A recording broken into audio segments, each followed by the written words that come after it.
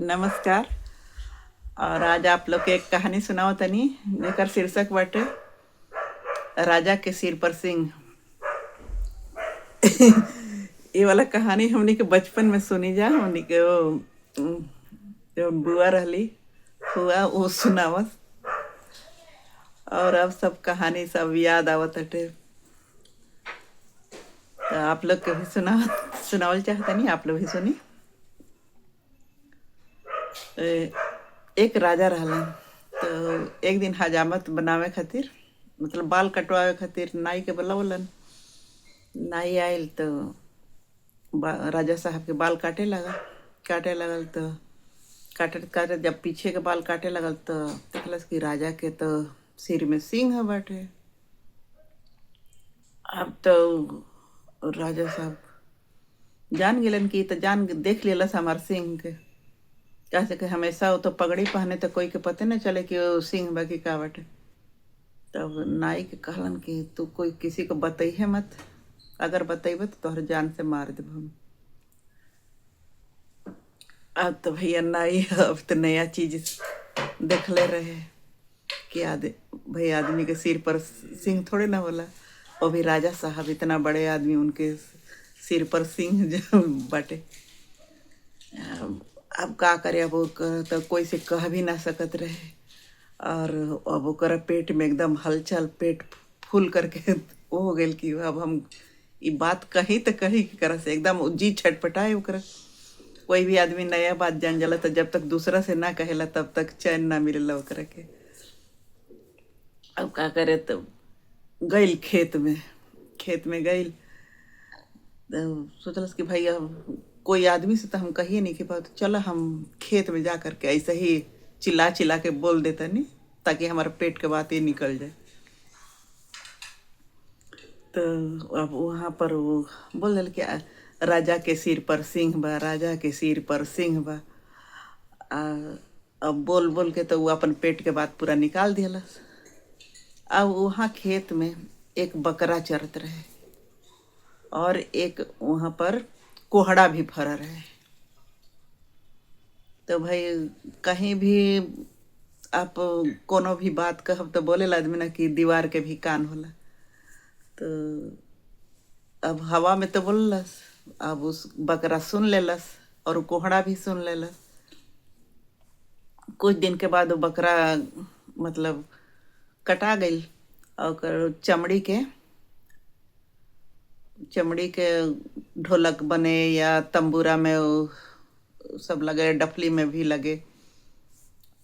और वो जो रहे ना कोहड़ा, ओकर तंबूरा बना दिहल गए।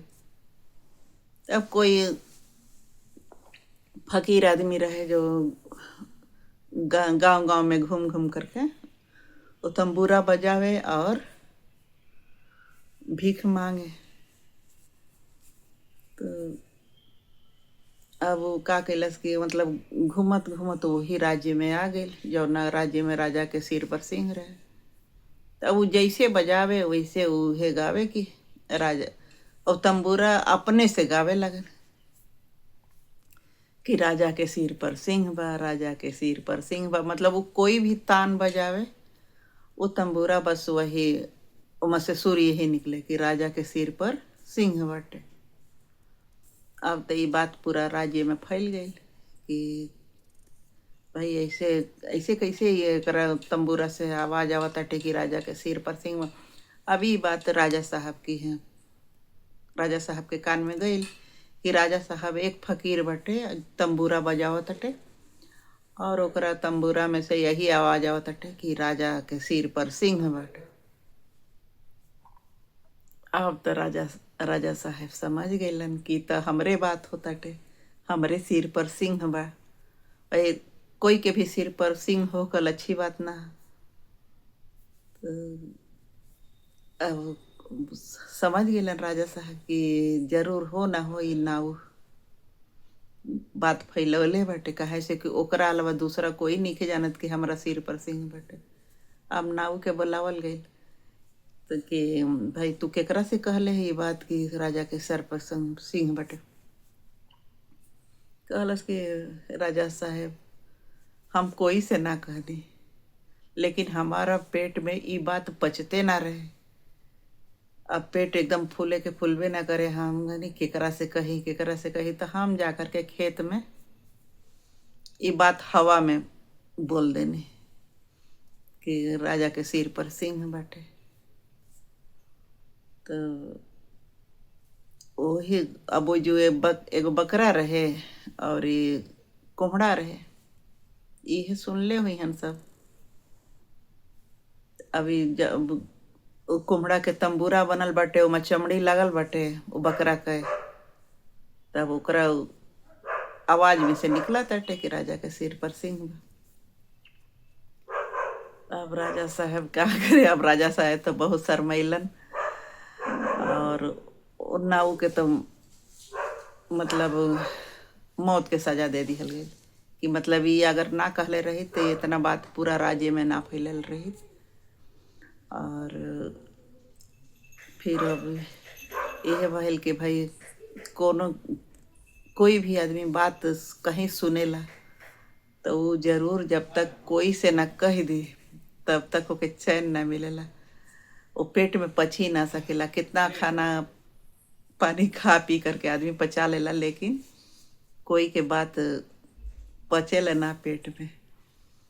तो ये कहानी यही रहला कि मतलब कोई भी बात ना बहुत सोच समझ के केहू से कहे के चाही और ओकर परिणाम भी भुगते के पड़ेला बाद में कि हम का कहले रहनी। फिर बाद में वो चलो पूछा बोल करावा तो लड़ाई झगड़ा हो जाला वही में।